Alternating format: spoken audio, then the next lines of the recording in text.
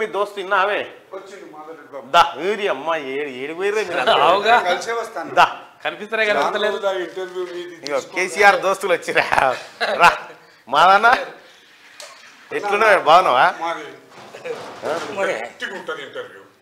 దయచేసి ఎందుకంటే మీరు కానీ మరి మేము కూర్చుంటాం వేస్తాం పీక్తాం పడేస్తాం అంటే ప్రభుత్వాన్ని కూలుస్తామంటే ఎవరయ్యే జాగీరు ప్రజలు ఎన్నుకున్న ప్రభుత్వము అట్లా కాదే 10 నిమిషాలు కూడా ఆగుతలేరు గత 100 రోజులు కూడా కాలేదు ప్రభుత్వం వచ్చి తక్కువడు ఏం కాదు అన్ని డక్కలు తినున్నోడు అన్ని రాటు తేలినోడు కష్టపడి పైకి వచ్చినోడు రేవంత్ రెడ్డిని నువ్వు పడగొడతా ప్రభుత్వాన్ని అంటే మతి భ్రమించి మాట్లాడతాను పిచ్చి నా కొడుకులు ఈ సిగ్గుశరం అని ఎందుకు వస్తలేదు ఈ కొడుకులకు అంటే పదవి లేకపోతే ఓర్చుకోరా ఒక్క క్యూన్యూసే పడగొట్టిందట ప్రభుత్వాన్ని it is 100% correct that is Teenmar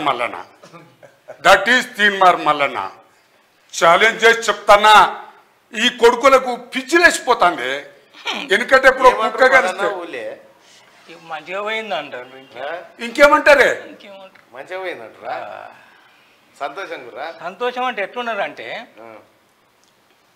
వాడు కాకపోతే సరిపోయి మనకు అంతే కేసీఆర్ దోస్తు చిన్నప్పటి దోస్తు మాధవరెడ్డి అన్న మన ఆస్థాన కవి ఎప్పుడు ఈయనే ఉంటాడు అయితే ఇప్పుడు ఏంది అంటే ఒక్క తీన్మార్ మల్లన్న మీద నజరు పెట్టిండ్రు ఆఫీసు ధ్వంసం చేసిండ్రు కొడుకుల్లారా అని మల్లారెడ్డి కూడా చెప్తాన్నా వీన్నెవరినో దించుతా వాన్నెవరినో దించుతా కాదు తొడగొట్టినావు సాలే అన్నావు ఇప్పుడు ఎక్కడికి పోయినవురా నువ్వు కాళ్ళ కిందికి పోయినావు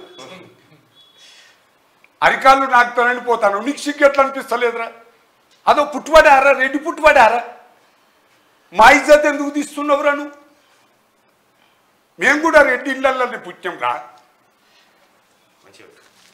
అరే గింత ఆవేశం మాటలు ఎందుకు రా భయ్ పైసలుంటే దాచుకోరా భయ్ దోషణ కాడికి సరిపోదురా భయ్ నువ్వు మందిని ముంచి కబ్జాలు పెట్టి ఇక ఆడెవడో ఉన్నాడు అప్పుడు తీన్మార్ మల్లన్న మీద నిలబడ్డాడు ఆడు నాకు సుట్టపొడి అవుతాడు ఆడికి సిగ్గుశరం లేదు ఆడు కబ్జాలు పెట్టిండు ఉరకల్లి ఆగుతలే లేరు భూమి మీద ఇప్పుడు సరిపోదా ఇక చూపిస్తాను చూడు ఇక నడుస్తుంది మొదలైంది ఆట ఇక ఆగది నేను ఆ రోజే చెప్పిన బిడ్డ కాశనం పేరు చెత్తందుకు తయారైంది జనాలు సిద్ధమైరు నీకు కాదురా నీ ప్రభుత్వానికి అని చెప్పిన మాట వాస్తవమైందా లేదా మళ్ళీ అంటే మీ అటువంటి వాళ్ళ కృషి బాగున్నదంట మేమేం చేయలే మేము ఓటే వేసినాం మీరు ప్రజలకు చెప్పారు ప్రభుత్వం తీరు విధానాలను సచ్చి సర్గాన్నాడు రక్తానికి రక్తమే కక్కిండు స్తూపం ఓపెన్ చేసినప్పుడు గద్దరన్న 3 గంటలు కూర్చుండే పెట్టిన ఫోటో నువ్వే పెట్టినావు కదనే ఆ శాపం తలగదే ఇప్పుడు అరికొస్తుంది కదా ఇప్పుడు పోతే ఫోన్ చేస్తుంది బంద్ చేయి చూద్దాం ఎవరు కొట్లప్పట మా భార్య కావచ్చు అమ్మ నేను బంద్ చేసింది తర్వాత మాట్లాడతా అదే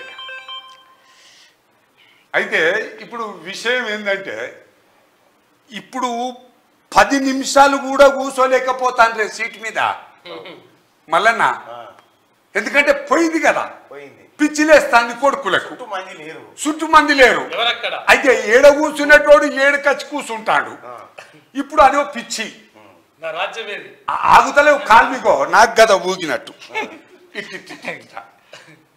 ఎందుకు మరి వీళ్ళు నిలదొక్కుంటలేరో నాకు అర్థమైతలేదు మంచి చేస్తారా చెడు చేస్తారా కాసేపు ఆలోచన చేయాలి ఇప్పుడు మన గవర్నమెంట్ ఏమో మహిళలకు ఫ్రీ బస్ ఇచ్చింది ఆ తర్వాత ఆరోగ్యశ్రీ దాన్ని కటాఫ్ పెంచింది ఏది డబ్బులు పెంచింది ఆ తర్వాత రేపు మాపు 500 రూపాయలకి గ్యాస్ సిలిండర్ 200 యూనిట్లు ఉంటే అవి కూడా చేస్తా ఉన్నారు మరి కేసీఆర్ వచ్చి మళ్ళీ ఏంది ఇవి జడగొడతాడట ఎట్లా నాకు అర్థం కాదు ఇప్పుడు ఆయన కూడా అన్నాడు కదనే ఏమని 400కు సిలిండర్ ఇస్తా అని మరి ఆయన ఎందుకు నమ్మలే నేను అదే అంటానా నువ్వు అన్ని చూసినాం, నిన్ను పక్కకు పెట్టాలని ఆలోచన వచ్చింది, చేసారు అంత తప్ప నువ్వు చెప్పకిగా. రైట్, ఒక్క మాట చెప్పు మా అన్న, ఎందుకంటే నువ్వు కేసీఆర్ దోస్తు కాబట్టి చెప్తా ఉన్నా, చిన్నప్పటి దోస్తు కాబట్టి.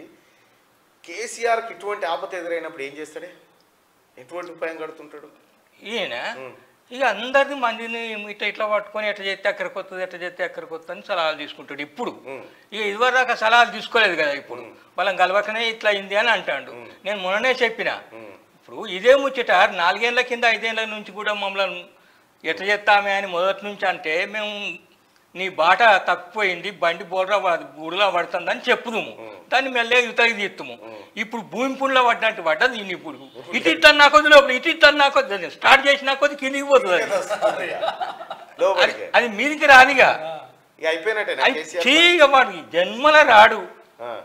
మేమేం అటువంటి వాళ్ళం, మనిషికొక్క కొబ్బరికాయ కొమరెల్లి మళ్ళీ మోయినాం, మాకు చాలా దూరం కూడా పోరాదు, దగ్గర ఉంటుంది కదా. ఆయనతో మొక్కున్నాం, దండం పెట్టినాం, కొట్టినాం. కానీ ఇంకొకటి కొట్టేది ఉన్నది, 2 మొక్కినాం కదా, వీడు జైలుకు పోవాలి. ఈ 4 నెలల్లో మేము ముఖ్యమంత్రి గారు చెప్పు, నీ కోరిక చెప్పే ఏం చేయాలను, కొబ్బరికాయ కోరిక అంతే అంటాను కదా. అటు చూసుకుంటే కలవనీయకుండా చేసినావు కదా, ఇప్పుడు కూడా మన కాలేకపోతే పోదాం అనుకున్నాం. పేర్లనే ఉంది కానీ కలవకుంటా ఉన్న చంద్రశేఖరరావు ఆయన చంద్రశేఖరరావు గారిని కలుతాం. కొద్ది రోజులలో ఆయన మీద ఎంక్వైరీలు పెట్టి దండం పెడతాము. ఇరిగిందట, ఇరుగనే ఎట్లా ఇరిగిందట ఎరికేనని ఏముంది, అది కొడుకు కోపం వచ్చి నువ్వు కేసిండు అని చెప్తాను, తనిండు అని చెప్తాను. అంత తప్ప ఇక వాళ్ళ ఇంట్లో ముచ్చట వాళ్ళకు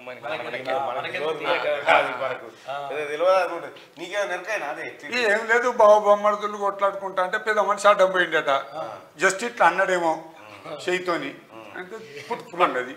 అయితే దానికి ఇప్పుడు పెద్ద సమస్య కాదు. కానీ ఇప్పుడు ఈయనేందో ఏకుతా పీకుతా అని అసెంబ్లీకి వస్తాడు, టైగర్ వస్తాడు, ఇక మాజీ వస్తాడు అనుకుంటా మాట్లాడితే తీసి అక్కడ మడత పెట్టి ఇట్లా కూర్చునే పెడతాడు, కుర్చీ మడత పెట్టి ఇట్లా కూర్చునే పెడతాడు.